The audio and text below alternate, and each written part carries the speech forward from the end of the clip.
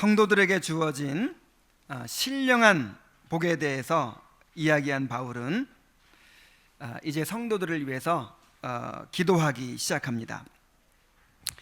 어린아이가 태어나면 그때부터 이제 엄청난 필요와 여러 가지 문제들이 생기게 되죠.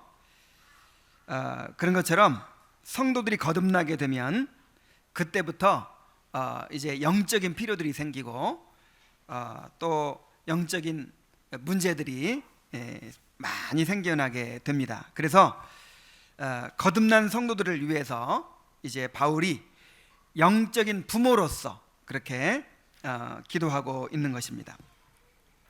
자, 우리 성도의 입장에서도 마찬가지죠.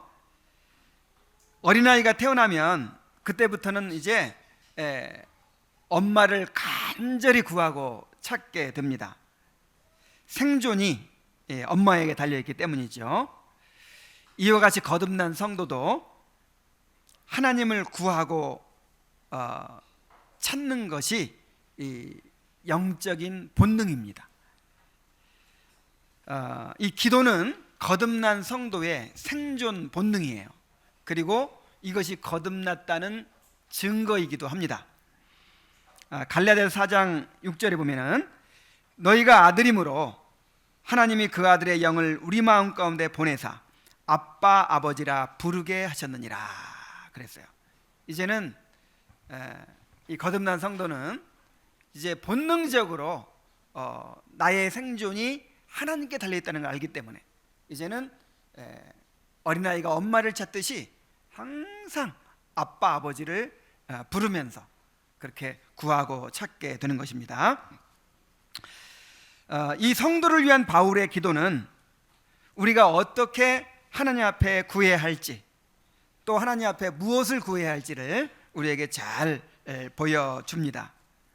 이제 몇 주간 동안 이 성도의 기도에 대해서 성도를 위한 기도에 대해서 바로 이제 우리가 드려야 될 기도죠. 이 기도에 대해서 함께 살펴보도록 하겠습니다. 자, 먼저 우리가 하나님 앞에 기도할 때 가장 중요한 점이 있습니다. 주기도문에서도 예수님께서 기도에 대해서 가르치실 때 맨 먼저 이것을 가르치셨어요. 그것이 뭐냐면 우리의 기도를 들으시는 분이 누구인지를 알아야 된다는 것이죠. 그리고 우리가 그분과 어떤 관계 가운데서 기도하는지를 알아야 한다는 것이죠. 바울은 이렇게 시작을 합니다. 우리 주 예수 그리스도의 하나님 영광의 아버지께서 이렇게 시작을 합니다. 자, 우리가 기도하는 분이 누굽니까? 또 우리와 어떤 관계를 맺고 계신 분입니까? 우리 주 예수 그리스도의 하나님 영광의 아버지이십니다. 자, 이 호칭이 의미하는 바가 무엇입니까? 먼저 우리 주 예수 그리스도의 하나님이라는 호칭을 한번 생각해 봅시다. 우리 주 예수 그리스도의 하나님이라고 하는 호칭은 이제 구약에서 하나님을 부를 때 아브라함의 하나님, 이삭의 하나님, 야곱의 하나님 이렇게 부르죠. 이 아브라함과 이삭과 야곱의 하나님이라고 하는 이 구약의 호칭과 상응하는 그런 표현입니다. 이스라엘 백성들은 하나님을 부를 때 아브라함과 이삭과 야곱의 하나님 이렇게 불렀어요. 자, 이게 무슨 뜻이죠? 우리 조상들을 택하시고 그들과 그 후손에게 언약을 주신 하나님, 그리고 그 언약을 신실하게 이루어 가시는 하나님이라는 뜻입니다. 그래서 이스라엘 백성들이 우리 조상 아브라함의 하나님, 이삭의 하나님, 야곱의 하나님 나의 기도를 들어주시옵소서 이렇게 기도할 때는 우리 조상들에게 내가 너와 내 후손에게 복을 주리라 이렇게 언약을 주시고 그 언약을 이루어가고 계시는 하나님, 내가 바로 그 후손입니다. 내가 바로 그 아브라함의 후손입니다. 그러니 나의 조상들에게 복을 주셨던 것처럼 나와도 함께 해주시고 나에게 복을 주시옵소서 이렇게 구하는 것이죠. 그런데 바울은 아브라함의 하나님, 이삭의 하나님, 야곱의 하나님을 부르지 않고 누구의 하나님을 불러요? 우리 주 예수 그리스도의 하나님이라고 부르고 있습니다. 왜냐하면 이스라엘 백성들에게는 그들의 조상에게 허락된 옛 언약이 주어졌지만 이제 신약에게 백성들에게는 그리스도 안에서 허락된 새 언약이 주어져 있기 때문입니다. 그리스도가 우리에게 주어진 은혜 언약의 중보자이십니다. 하나님은 그리스도 안에서 우리에게 하늘에 속한 모든 신령한 복을 다 허락해 주셨습니다. 그러므로 우리 주 예수 그리스도의 하나님이라고 부르는 것은 예수님을 우리 언약의 중보자로 세우시고 그 예수님을 통해서 우리에게 모든 신령한 복을 허락해 주신 하나님, 내가 바로 예수님 안에 있습니다. 내가 지금 예수님 안에 들어와 있습니다. 그러니 예수님의 공로로, 예수님께서 우리에게 이루어 주신 그 구속의 은혜로 나에게 복을 주시옵소서 라고 이제 구하는 것이지요. 우리 주 예수 그리스도의 하나님은 곧 영광의 아버지이시기도 합니다. 이 영광의 아버지시라는 또 호칭은 무엇일까요? 하나님은 그 자체로 지극히 영광스러운 분이십니다. 이 영광이라는 말은 하나님의 완전하고 탁월하신 모든 그 신성의 속성들을 다 아우르고 함축하는 그런 표현이죠. 하나님은 지극히 영광스러운 분이신데 그 영광을 밖으로 드러내고자 하는 그런 경향성을 가지고 계십니다. 그래서 만물을 창조하신 거예요. 하나님이 가지고 계신 그 영광을 밖으로 드러내시기 위해서 만물을 창조하신 것이죠. 그리고 하나님의 형상을 닮은 인간들을 그 이유 때문에 창조하신 거예요. 바로 그 영광을 그들에게 보여주시고 알게 하시고 그 영광을 찬양받기를 원하신 것이지요. 하나님은 택한 자들을 자기에게로 이끄셔서 그 영광에 참여하게 하십니다. 이것이 바로 구원의 목적이요, 우리에게 주어진 그리스도 안에서 하늘에 속한 모든 신령한 복의 본질입니다. 그래서 주님이 이렇게 기도하셨던 것입니다. 요한복음 17장 24절에서 아버지여, 내게 주신 자도 나 있는 곳에 나와 함께 있어 아버지께서 창세전부터 나를 사랑하심으로 내게 주신 나의 영광을 그들로 보게 하시기를 원하옵나이다.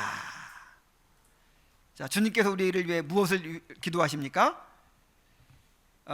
주님의 영광을 그들에게 보여주시옵소서. 그리스도께서 가지신 영광에 이제 우리를 참여시키고 그 영광을 함께 누리게 하시는 것이 바로 구원의 목적이라는 것이지요. 그래서 하나님이 이토록 영광스러우시며 그 영광을 우리에게 상속해 주기를 원하시는 우리의 아버지이시기 때문에 하나님을 영광의 아버지라 이렇게 부르는 것입니다. 그래서 우리가 꼭 기도할 때 우리 주 예수 그리스도의 하나님 영광의 아버지 꼭 이렇게 하지 않더라도 이것을 이제 예수님이 다른 표현으로 하늘에 계신 우리 아버지여, 이 같은 표현이에요. 이렇게 기도하라고 하셨죠. 그래서 우리가 꼭 이렇게 말로 이렇게 하지 않더라도 우리가 기도하는 분이 어떤 분인가를 이렇게 인식하고 기도해야 한다 하는 것입니다. 우리가 그분과 어떤 관계 가운데서 기도하고 있는가 하는 것을 알고서 그렇게 기도해야 한다고 하는 것입니다. 자, 우리가 누구한테 기도한다고요? 우리 주 예수 그리스도의 하나님 영광의 아버지께 기도하는 것입니다. 하나님은 우리를 위해서 자기 아들을 내어주시고 그 아들과 함께 모든 것을 누리게 하셨습니다. 하나님은 영광의 하나님이시며 또한 우리에게 그 영광을 주시겠다고 약속하셨습니다. 하나님의 영광을 우리에게 주시는 것이 우리를 구속하신 목적이고, 그 구속의 목적을 지금도 신실하게 우리 가운데서 이루어가고 계시는 것입니다. 그러므로 우리는 이미 모든 것을 보장받은 상태에서 기도하는 거예요. 이미 모든 것을 보장받고 그것을 이루어 가시는 그 하나님 안에서 하나님께 기도하는 것입니다. 자, 한번 예를 들어서 설명을 해보겠습니다. 이 예를 들어도요, 이 예가 충분히 이제 그 하나님께서 우리에게 주시는 그 복을 다 드러내지 못하기 때문에 위험해요. 더 축소될까봐. 그렇지만 이해하기 쉽도록 이제 예를 한번 들어볼게요. 우리 자녀들을 한번 생각해 보십시오. 부모는 자녀들을 자기 생명처럼 아끼고 사랑을 합니다. 자녀들을 잘 키우기 위해서 모든 일을 합니다. 모든 것을 마련합니다. 모든 힘을 다해서 자녀들에게 필요한 것들을 다 준비합니다. 그리고 자녀들은 이런 부모에게 나아가는 거예요. 그 부모에게 안기고, 부모에게 이야기하고, 부모를 느끼고, 부모를 누립니다. 이것이 기도입니다. 기도는 무슨 소원 성취의 수단이 아니에요.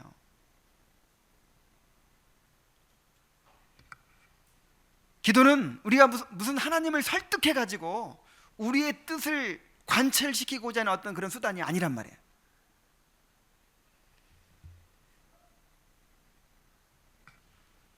기도는 우리가 기도한 대로 이루어지고 안 이루어지고 뭐 이것이 본질이 아니에요. 기도는 우리 주 예수 그리스도의 하나님 영광의 아버지를 만나는 것이고, 그 아버지를 누리는 것입니다. 이것이 이방인의 기도와 다른 점입니다. 이방인의 기도는 내가 기도해야 하는 대상이 누군지 잘 모르죠. 어떤 분인지 알 수가 없어요. 그분이 성격이 어떤지, 도대체 나한테 뭘 주려고 하는지, 뭐 약속도 없어요. 특별한 관계 맺은 것도 없어요. 단지 뭐냐면 내가 그 신을 정성을 다해 섬기는 것입니다. 그리고 또 그 신을 향해서 계속해서 간구하는 것이죠. 계속해서. 그러면 이제 그 정성이 하늘에 닿아가지고 사무쳐가지고 이제 응답을 해주는 거예요. 그러니까 내가 신을 움직이는 거죠.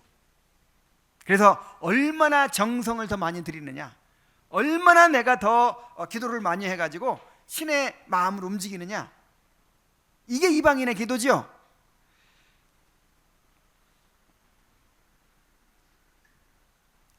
그런데 오늘날 교회에서 기도를 이런 식으로 이해하는 사람들이 많이 있습니다. 떼쓰고 부르짖어서 하나님을 설득하는 것이 기도라고 생각을 해요. 그래서 응답받는 비결 뭐 이런 걸 이야기하고, 또 목사라든지 더 영험한 기도자가 있어가지고 기도를 해주면 기도가 그냥 팍팍 응답이 된다는 거예요. 그러나 이것은 이방인의 기도입니다. 우리가 기도할 때 우리의 기도를 들으시는 분이 우리 주 예수 그리스도의 하나님 영광의 아버지라는 사실을 우리가 기억해야 될 줄로 믿습니다. 하나님을 통해서 뭔가를 얻어내는 것이 기도가 아니라 하나님 자신이 최고의 기도 응답인 거예요. 하나님 자신을 얻고 자신을 누리는 것이 바로 기도의 본질인 것입니다. 물론 이제 우리가 무엇이든 우리의 필요를 위해서 하나님께 간구하지요. 하나님이 다 알고 계시고 하나님께서 모든 필요를 다 책임지고 계십니다. 하나님이 우리의 아버지이시니까. 그래서 어린아이가 아빠한테 나가서 어떤 이야기든지 다 하죠.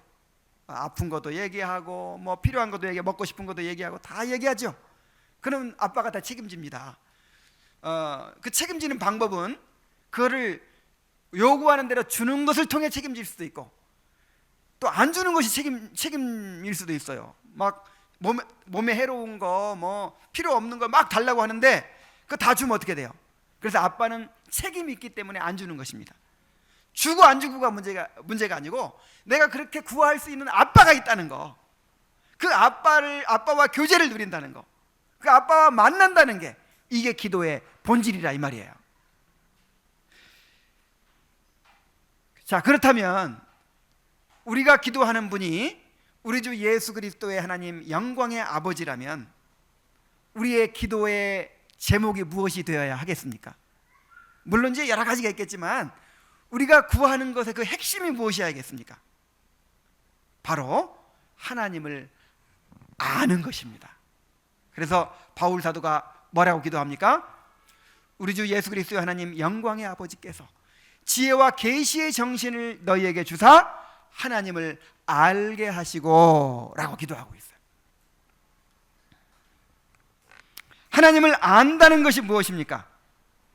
하나님을 안다는 것은 관념적이고 사변적인 지식을 말하는 것이 아니요, 인간의 이성으로 이해하는 것이 아닙니다. 물론 이러한 지식이 하나님을 아는 일에 도구가 되는 것은 사실이에요. 이런 지식을 무시하면 안 됩니다. 이런 지식을 통해서, 또 이성적으로 깨닫는 것을 통해서 하나님을 알게 되는 것이죠. 그런데 그 관념적이고 사변적인 지식, 명제적인 지식, 요 자체가 하나님을 아는 것은 아니라 이 말이에요. 도구란 말이에요. 도구.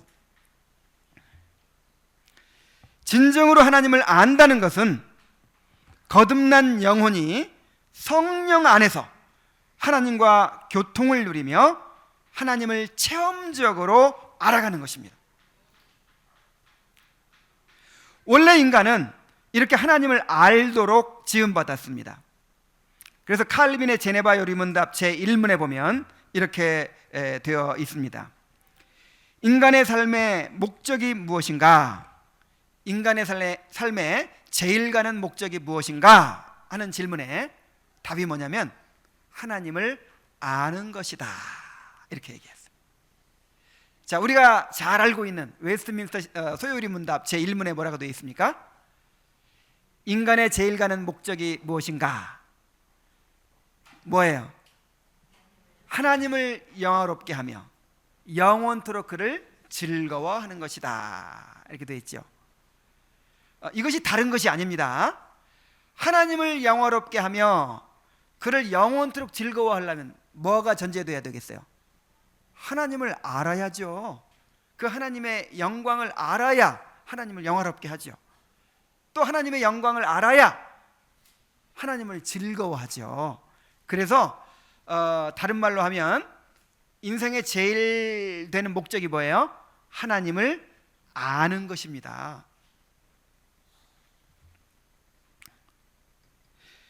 그런데 인간이 범죄하고 타락하여 하나님과의 교통이 끊어져 버렸죠. 그래서 이제는 인간이 하나님을 알 수 없는 그런 존재가 되고 말았습니다. 그래서 사람들은 하나님 대신 우상을 섬기고 헛된 욕망을 쫓으면서 더러운 죄 가운데서 그렇게 허망한 삶을 살고 있는 것입니다. 에베소서 4장 18절에 보면 이러한 인간의 삶을 이렇게 묘사하고 있어요. 그들의 총명이 어두워지고 그들 가운데 있는 무지함과 그들의 마음이 굳어짐으로 말미암아 하나님의 생명에서 떠나 있도다. 또 로마서 1장 28절에 오면은 또한 그들이 마음에 하나님 두기를 싫어하며 하나님께서 그들을 그 상실한 마음대로 내버려 두사 합당치 못한 일을 하게 하셨으니, 자, 이렇게 말씀하고 있습니다. 자, 그래서 구원이 무엇입니까? 구원이라고 하는 것은 하나님과의 관계가 회복되어서 다시 하나님을 알아가게 되는 것입니다. 고린도후서 4장 6절에 보면은 어두운 데서 빛이 비치라 하시던 말씀하셨던 그 하나님께서 예수 그리스도의 얼굴에 있는 하나님의 영광을 아는 빛을 우리 마음에 비추셨느니라. 자, 구원이 무엇입니까? 하나님의 영광을 아는 빛을 우리 마음 가운데 비추어 주시는 것, 이것이 구원이에요. 구원받기 전에는 하나님을 알 수가 없어요. 하나님의 영광을 아는 빛이 없어요. 그런데 구원이 무엇입니까? 성령을 통해서 예수 그리스도의 얼굴에 있는 하나님의 영광을 아는 빛을 그 마음에 비추어 주시는 것입니다. 그래서 이제는 하나님의 영광을 보게 되는 것입니다. 하나님의 영광을 알게 되는 것입니다. 그래서 하나님을 알아가게 되는 삶을 영생이라고 하는 것입니다. 요한복음 17장 3절에 그렇게 말씀하셨어요.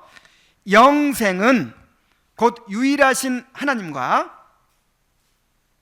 그가 보내신 자 예수 그리스도를 아는 것이니이다. 영생이 뭐예요? 하나님을 알아가는 삶이 영생입니다. 여러분, 영생 얻으셨습니까? 그 영생을 누리고 있습니까? 그 영생을 누린다는 게 다른 것이 아니라 하나님을 알아가는 삶을 산다는 거예요. 하나님을 알아가는 것이 영생이에요. 이것이 우리를 구속하신 목적입니다. 그러므로 이제 구원받았다면, 그리스도 안에서 하늘에 속한 모든 신령한 복을 허락받았다면, 이제 우리가 힘써야 될 것이 무엇이겠습니까? 하나님을 알아가는 것이죠. 하나님을 아는 것보다 더 크고 놀라운 복이 없습니다. 이 구원받은 사람들은요, 이것을 깨달은 사람들이에요. 하나님을 아는 것보다 더 가치 있는 것이 없다는 것을 깨닫게 된 사람들이 바로 구원받은 사람들입니다. 하나님을 아는 것보다 더 만족스럽고 더 영광스럽고 더 기쁨을 주는 것이 없다는 것을 아는 사람들이죠. 그래서 바울은 그리스도를 만난 이후로 그리스도 예수를 아는 지식이 가장 고상하다는 것을 알기 때문에, 이 고상하다는 말은 가치 있다는 뜻이에요. 이 그리스도 예수를 아는 지식, 이 하나님을 아는 지식보다 더 가치 있는 것, 더 아름답고 영광스러운 것을, 더 만족을 주는 것을 이제 발견할 수 없었다는 거예요. 이 하나님을 아는 지식만이 정말 내 마음에 만족을 주고 기쁨을 주고 가장 내 삶을 다 바쳐서 추구할 만한 그런 가치 있는 것이 된다는 것을 깨달았다는 거예요. 그래서 상대적으로 지금까지 세상에 살면서 가치 있게 여겼던 거, 정말 중요하게 여기고 아끼고 사랑했던 그런 모든 것들이 상대적으로 어떻게 여겨졌어요? 배설물처럼 여겨졌다, 이렇게 고백을 했습니다. 여러분, 화장실에서 볼일 보고 나서 아까워하는 사람 있습니까? 아이고, 내 몸에서 나온 건데, 그러면서 미련을 두는 사람 있습니까? 그냥 가차없이 내려버리죠. 이것이 그리스도인의 삶이에요. 그동안에 뭐 그냥 세상에서 즐기던 거, 세상에서 가치 있게 여기고, 세상에서 자랑스럽게 여기고, 나도 뭐 이거 좀 가졌으면 좋겠다 하고 막 이런 거 추구하던 것이 있었죠. 그런데 하나님을 알아가는 삶에 대해서 발견하고 나니까 그런 것들이 어떻게 느껴져요? 배설물로 여겨집니까? 아이고, 아직도 너무 좋고, 아직도 그냥 미련이 남고, 그렇습니까? 정말 이 거듭난 사람들은요, 본성이 바뀌었어요. 이제는 그런 것들에 이제는 정을 두지 않습니다. 그런 것들이 이제 나를 붙잡지 않습니다. 미련이 없어요. 이제 배설물처럼 여겨지는 것입니다. 그래서 바울 사도는요, 이렇게 그리스도 예수를 아는 것이 가장 고상하다는 것을 알았기 때문에 그리스도를 알기 위해서 그의 고난과 부활에 참여하고자 그토록 추구했다고 그렇게 고백을 하고 있습니다. 이것이 모든 구원받은 자들의 고백인 줄로 믿습니다. 저는 오랫동안 인생의 목적을 찾지 못해서 방황을 했습니다. 얼마나 그렇게 인생이 허무한지, 참으로 내가 얻고 싶은 것을 그렇게 노력해서 얻어도 그것이 참 만족을 줍니까? 만족을 줄 수가 없어요. 그래서 뭔가 노력해서 얻고 난 사람들의 그 마음이 뭐냐면은 이 허무해, 허무. 야, 참 내가 이런 걸 얻고자 내가 이렇게 해왔구나. 근데 막상 얻어보니까 어때요? 그것이 채워주질 않아요.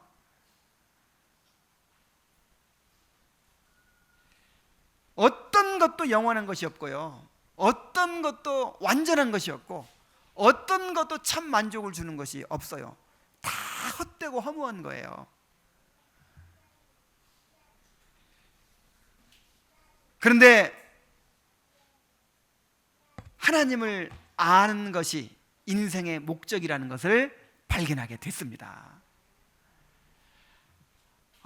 이 어떤 사람을 알아가는 것이 아니고, 세상을 알아가는 것이 아니고, 어떤 과학적인 발견이 아니고, 자, 누구를 알아가는 거예요? 무한하신 하나님을 알아가는 거예요. 그것을 위해서 내가 이 땅에 존재하고 있고, 그것을 위해 구원받았고, 그것을 위해 내가 살아간다는 것을 깨닫게 됐어요. 내 삶의 모든 일어나는 일들이 다 하나님을 알도록 그렇게 허락된 것이라는 것을 깨닫게 됐어요. 그러니까 내 삶에 의미가 생기는 거예요. 내가 고통받는 것도, 내가 어떤 일을 경험하는 것도, 일하는 것도, 내가 결혼하는 것도, 내가 무슨 사역을 하는 것도, 어떤 일이든지 이제 의미가 생겼어요. 살아가는 목적이 생겼어요.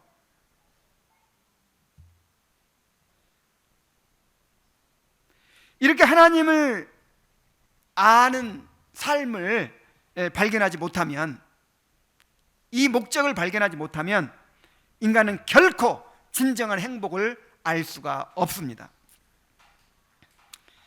우리 삶의 가장 큰 문제가 무엇입니까? 바로 하나님을 알지 못한다는 데 있습니다. 호세아 4장 6절에 하나님께서는 호세아를 통해서 이렇게 말씀하셨습니다. 내 백성이 지식이 없으므로 망하는도다. 자, 뭐가 없으므로 망해요? 여러분들이 불행하다면 왜 불행한 것입니까? 돈이 없어서입니까? 어떤 환경이 부족해서입니까? 내 백성이 지식이 없으므로 망하는도다. 하나님을 아는 지식이 없어서 불행한 것입니다. 하나님을 아는 지식이 없어서 고통스러운 것입니다. 왜 그렇게 무기력하게 삽니까? 왜 그렇게 만족이 없이 삽니까? 하나님을 알지 못해서 그런 것입니다.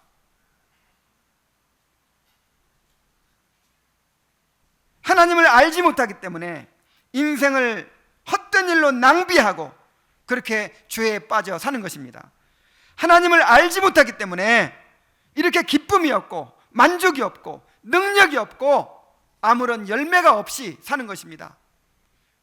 하나님을 알지 못하기 때문에 그렇게 작은 고난도 이겨내지 못하고 그렇게 무기력하게 시험에 무너지는 것입니다. 그래서 하나님께서 우리에게 가장 원하시는 것이 무엇입니까? 하나님을 아는 것입니다.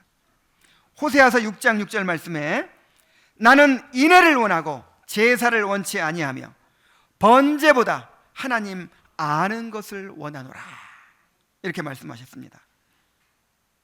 바울이 성도들을 위해 기도하면서 무엇을 위해 기도하고 있습니까? 지금 그들은 고난 가운데 있어요. 그들은 너무 가난해요. 그들에게 온갖 문제들이 있어요. 자, 그런 그 사랑하는 성도들을 위해서 무엇을 구하고 있습니까? 지금 지혜와 계시의 정신을 주셔서 하나님을 알게 해주시도록 구하고 있어요. 저는 이 자녀들을 위해서 구하는 것이 달라졌어요. 처음에는 이 자녀들이 내가 이렇게 고생하고 살았으니까 정말 풍족하게 살았으면 좋겠다. 자녀들이 세상에서 좀 뛰어났으면 좋겠다. 좀 출세하고 그렇게 뭐 큰 출세까지는 안 바라더라도 좀 이렇게 부족함이 없이 살았으면 좋겠다. 고생 안 하고 살았으면 좋겠다. 이런 것이 소원이었어요. 그런데 이 하나님을 아는 것이 우리 삶의 목적이라는 것을 깨닫고 하나님을 아는 것이 최고의 축복이라는 것을 알게 된 뒤부터는 이제는 기도 제목이 달라졌어요. 우리 자녀들이 하나님을 알게 해주시옵소서. 만약에 좋은 직장 취직하고 또 좋은 아파트에서 부족함 없이 살지만 그것 때문에 안일해져서 하나님을 알지 못하게 된다면 그것처럼 큰 불행은 없습니다. 그러나 비록 좋은 직장은 얻지 못했어요. 좋은 학교는 가지 못했어요. 그래서 풍족하게 살지 못하고 고생하며 살아요. 그러나 그것 때문에 만약에 그것 때문에 마음이 가난해져서 하나님을 만나게 되고 하나님을 바로 알게 된다면 그보다 큰 축복은 없습니다. 그래서 주님께서 말씀하셨잖아요. 너희 가난한 자들은 복이 있나니 천국이 저희 것임이라. 그래서 얼마나 잘 살고 못 사느냐가 중요한 게 아니에요. 얼마나 복을 많이 받고 얼마나 뭐 고생을 하고 이게 중요한 게 아니에요. 얼마나 하나님을 알게 되었느냐, 얼마나 하나님과 더 가까워지고 있느냐, 이것이 축복의 기준이 되는 줄로 믿습니다.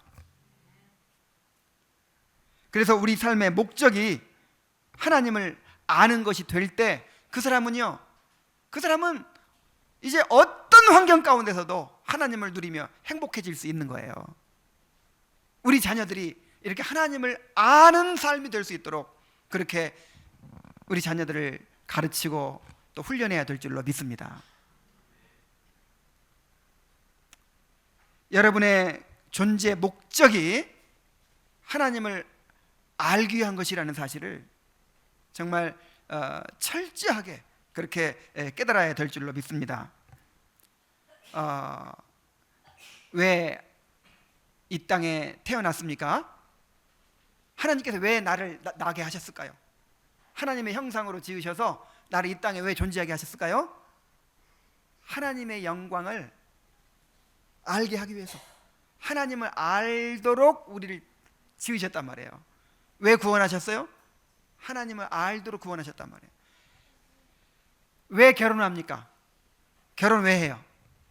이 결혼 생활을 통해서 하나님을 알도록, 내가 얼마나 큰 죄인지를 알고 나를 발견하고 또 하나님을 발견하도록, 이 결혼 관계가 그리스도와 우리와의 관계를 보여주는 모형이잖아요. 그래서 결혼 관계를 통해서 하나님을 알도록 결혼하는 거예요. 자식을 왜 주십니까? 왜 자식 낳아야 돼요? 요즘에는 자식 낳아서 고생만 하니까 자식을 안 낳는 풍조가 있죠. 근데 왜 자식을 낳아야 돼요? 하나님을 알기 위해서 낳는 거예요. 왜 아이들이 학교에 가야 됩니까? 또 우리가 또 장성하면 왜 직장 생활해야 됩니까? 그거 다 하나님을 알기 위해서요. 왜 하나님께서 고난을 주십니까? 하나님을 알도록 주시는 거예요. 왜 병을 주십니까? 병을 통해서도 하나님을 아는 거예요. 왜 남한테 다 주어진 것은 또 왜 나한테는 왜 안 주십니까? 뭔가 나에게 주어지지 않은 것도 그것을 통해서 하나님을 알도록 주신 거예요. 허락하신 거예요. 그래서 우리에게 허락된 것이든 허락되지 않은 것이든 모든 것들이 다, 우리에게 일어나는 모든 것들이 다 무엇을 위해서? 하나님을 알기 위해서 우리에게 주어진 것들이에요. 자, 이렇게 될 때 우리는 정말 자유로워지는 것입니다. 어떤 환경에도 얽매이지 않고 행복할 수 있는 것입니다. 그래서 바울 사도가 그런 말을 한 거예요. 내게 능력 주시는 자 안에서 내가 모든 것을 할 수 있느니라. 뭐 주님이 나와 함께 하시니까 내가 원하는 것은 다 이룰 수 있다, 그런 뜻이 아니죠. 내가 감옥에 있어도, 내가 굶어도, 내가 배불리 먹어도, 내가 가난해도 부유해도, 내가 혼자 살아도, 내가 함께 살아도, 하여간 어떤 환경에 처해 있든지 그 환경이 하나님을 알아가는 과정이기 때문에 내가 행복할 수 있다, 내가 만족할 수 있다, 내가 그 가운데서 하나님을 알아갈 수 있다 라고 하는 뜻이지요.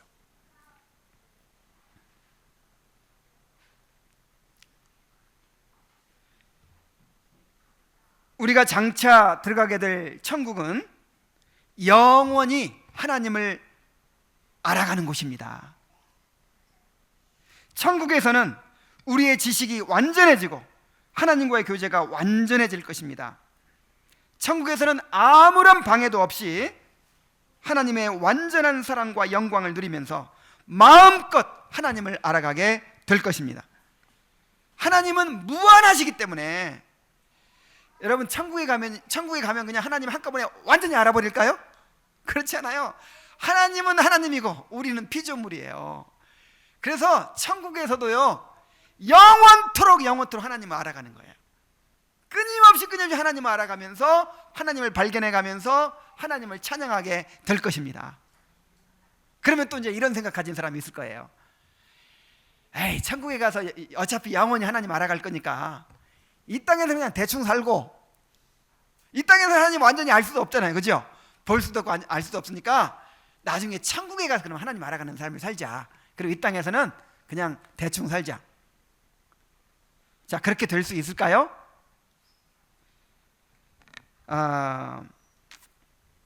이 땅에서 하나님을 알아가는 사람이 천국에 가서 하나님을 알아갈 수가 있습니다.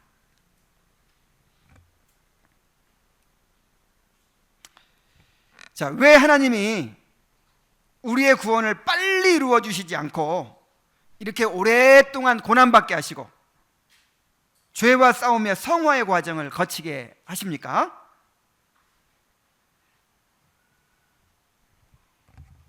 자, 왜 하나님이 능력의 하나님이신데, 전능하신 하나님인데 구원을 금방 이루실 수도 있잖아요. 그냥 순식간에 우리를 영화롭게 하실 수 있잖아요. 근데 왜 이렇게 오랜 세월 동안 고난받으면서 죄와 싸우면서 성화의 과정을 거치게 하시느냐고요.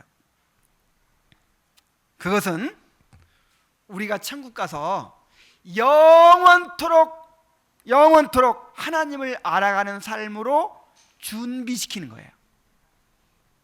이 땅에서 하나님 알아가는 사람이 되어서 이제 천국 가가지고 본격적으로 하나님 알아가는 거예요.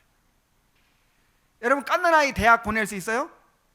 대학 들어가려면 대학 들어갈 준비를 해야죠. 초등학교, 중학교, 고등학교 다니면서 이제 대학 가서 이제 이렇게 학문을 연구할 수 있는 준비가 다 갖춰져야 대학 들어가죠. 그렇게 초등학교도 안 들어간 본 사람이 대학 합격시켜주면 어떻게 되겠어요? 지옥이에요, 지옥. 아이고, 왜 나를 대학에 보냈냐고, 날 공장으로 보내지 왜 나를 대학에 보냈냐고 하고 원망할 거예요. 그래서 이 땅에서 하나님 알아가는 일에 관심도 없어, 하나님에게 대해서 관심도 없고 하나님 알아가는 그 훈련이 되지 않는 사람, 이 사람 천국 보내주면 천국이 즐거운 곳이 될까요? 아이고, 나는 지옥에 어울려요 왜 나를 천국에 보냈습니까? 아마 원망할 거예요. 재미가 없어요. 하나님 알아갈 수가 있어야지. 그래, 그런 사람은 지옥에 어울립니다. 지옥에. 이 땅에서 하나님에 대해서 관심도 없고 하나님 알아가는 그런 삶도 살지 않은 사람이 천국에 갈 수가 없어요. 그래서 여러분, 지금 하나님께서 우리를 이 땅에 두시고 이렇게 연단하고 계시는 이유를 알아야 됩니다. 천국 가서 영원토록 하나님 알아갈 수 있는 그 준비를 시키고 계시는 거예요. 그러므로 천국에 합당한 사람이 되기 위해서라도 이 땅에서 하나님 알기를 힘써야 될 줄로 믿습니다. 자, 그런데 중요한 것은 우리가 어떻게 하나님을 알아갈 수 있을까요? 하나님을 알기 위해서는요, 지혜와 계시의 정신을 계시의 영을 받아야 됩니다.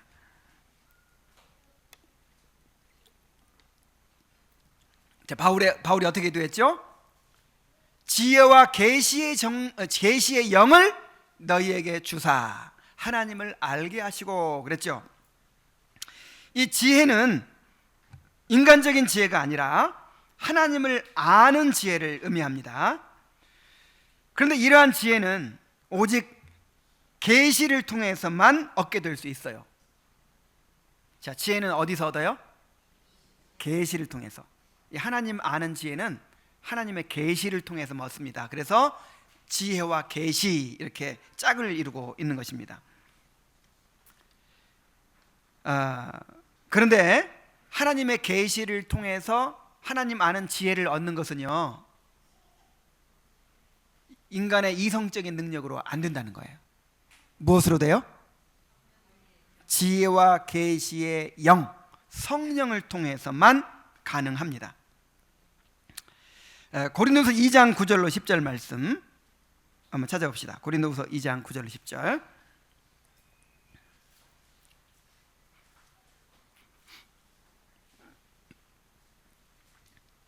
기록된 바 하나님이 자기를 사랑하는 자들을 위하여 예비하신 모든 것은 눈으로 보지 못하고 귀로 듣지 못하고 사람의 마음으로 생각하지도 못하였다 함과 같으니라.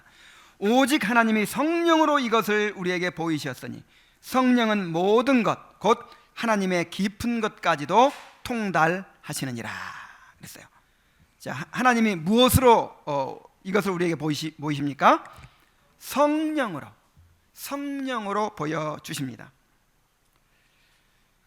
우리는 지혜와 계시의 영이신 성령을 통해서만 하나님을 온전히 알 수 있습니다. 처음에 복음을 듣고 믿을 때도 지혜와 계시의 영이 필요해요. 성령께서 오셔서 마음의 눈을 밝혀주시고 우리의 눈을 떠서 하나님을 보게 해주셔야 됩니다. 복음을 깨닫게 해주셔야 됩니다. 또한 구원받은 자가 계속해서 하나님을 알아가는 과정에서도 성령이 필요합니다. 바울은 에베소 교인들이 이미 구원받은 사실을 알았지만 다시 성령을 구합니다. 지혜와 계시의 영을 너희에게 주사 이렇게 구하고 있죠. 그래서 이미 구원받은 사람들도, 이미 성령 받은 사람들도 무엇을 구해야 돼요? 성령을 구해야 돼요. 구하고 찾고 두드려야 돼요. 하나님을 알기 위해서는 우리 자신의 연약함과 한계를 깨달아야 됩니다. 하나님을 알아가는 일에 지식이 필요하지만 지식을 쌓는다고 해서 하나님을 알 수 있는 것이 아니에요. 책 많이 읽고 그 다음에 훌륭한 설교 많이 듣고 이렇게 또 지식을 많이 알아간다고 해서 그것만으로 하나님을 알 수 있는 것이 아니라 하는 것입니다. 지식을 많이 추구하다가 오히려 잘못된 길로 빠지는 사람들도 많이 있습니다. 차라리 그냥 공부 좀 덜 했으면 될 텐데 막 내가 너무 많이 그냥 통달하겠다고 많이 막 이 책 저 책 봐가면서 이상한 거 봐가지고 이 잘못되는 사람들도 많아요. 또한 그 지식 때문에 교만해지고 남을 판단하는 데만 뛰어나게 된 사람들도 많이 있습니다. 그래서 많이 안다고 하는데 그 삶이 매력적이지 않고 가까이 하고 싶지 않은 그런 사람들이 얼마나 많은지 몰라요. 그래서 정말 우리가 지식을 이제 수단으로 하나님께서 또 하나님을 알게 해주시기 때문에 지식을 우리가 이제 쌓아가야 하겠지만은 그러나 그거 자체를 의지해서는 안 돼요. 그거를 자랑해서는 안 돼요. 지식은 교만하게 하지만 사랑은 사람을 세운다고 그랬어요. 정말 성령께서 역사하셔서 성령을 통해서 하나님을 알아갈 수 있도록 그렇게 되어야 합니다. 그래서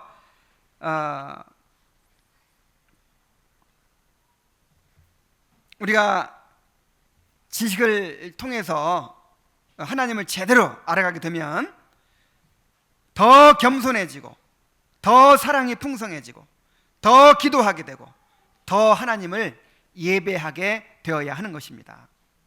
이것이 하나님을 아는 거예요. 그러면 지식이 많아지면 뭐가 많아져야 돼요? 사랑이 더 풍성해져요. 사랑이. 이게 하나님 아는 것입니다. 지식은 많아지면서 사랑이 풍성해지지 않으면 어떻게 돼요? 교만해져요. 그래서 그 사람을 망치는 것이 됩니다. 오히려 그 사람의 지식이 해가 될 뿐입니다. 이 지식이 많아지면 더 겸손해지는 거예요. 하나님을 아는 지식, 그리고 나를 아는 지식이 많아지면 어떻게 되겠어요? 점점 회개하게 되고요, 점점 자신에 대한 신뢰를 버리게 되고요, 점점 겸손해지게 되죠. 이게 올바로 하나님 아는 거예요. 또 하나님을 온전히 알아가게 되면 어떻게 됩니까? 하나님을 예배하게 되죠. 하나님을 높이게 되죠. 그래서 이게 올바른 지식이냐 아니냐 뭘로 분간할 수 있어요? 더 사랑이 풍성해지고 있느냐, 더 겸손해지고 있느냐, 더 경건해지고 있느냐, 이것으로 우리가 알 수가 있는 것입니다. 그래서 우리가 배우는 지식이 진정으로 하나님을 알아가는 지식이 될 수 있기 위해서 성령을 의지해야 한다는 것입니다. 그래서 정말 말씀을 들을 때도요, 성령을 의지하세요. 우리의 교만을 버려야 됩니다. 내가 다 파악해버리고, 내가 성경을 몇 독하고 내가 이 신학책을 다 읽어버리겠다, 내가 다 통달해버리겠다, 이런 교만한 생각 버려야 돼요. 성령님께서 이 지식을 통해서 내가 하나님을 알 수 있도록 해달라고, 그렇게 겸손한 마음으로, 그렇게 정말 간절한 마음으로 의지해야 되는 것입니다. 그래서 하나님을 온전히 경험하게 될 수 있도록 내 죄를 깨닫고 더 겸손해지고, 그 하나님의 사랑을 본받아서 내가 이기심이 점점 없어지고 점점 더 사람들을 사랑하게 될 수 있도록, 그 하나님의 영광을 바라보고 정말 하나님께 사로잡혀서 하나님을 예배하게 되도록, 그렇게 될 수 있도록 성령께서 나를 인도해 주시라고 성령을 구해야 될 줄로 믿습니다. 자, 이제 말씀을 맺겠습니다. 자, 우리가 기도하는 분이 누굽니까? 우리 주 예수 그리스도의 아버지, 영광의 하나님이십니다. 자, 우리가 우리 주 예수 그리스도의 하나님 영광의 아버지께 기도한다면 무엇을 구해야 되겠습니까? 그 하나님을 아는 것이 우리의 기도의 목적이 되어야겠죠. 그러니까 그냥 기도할 때 그렇게 막 기도하라, 그런 뜻이 아니고, 우리 삶의 모든 추구하는 이제 목적이 되어야 한다는 것이죠. 우리 삶의 목적이 바로 하나님을 아는 것이 되어야 할 것입니다. 그런데 하나님을 알아가는 일에 우리의 안내자가 되고 우리의 인도자가 되는 분이 누굽니까? 성령님이시죠. 우리 자신을 의지하지 말고 성령님을 의지해서 그렇게 하나님을 알아가는 삶을 추구해야 될 줄로 믿습니다. 이것이 여러분들의 기도가 되고 이것이 여러분들의 삶의 목적이 될 수 있기를 바랍니다. 기도하겠습니다. 자, 우리 다 같이 하나님 앞에 각자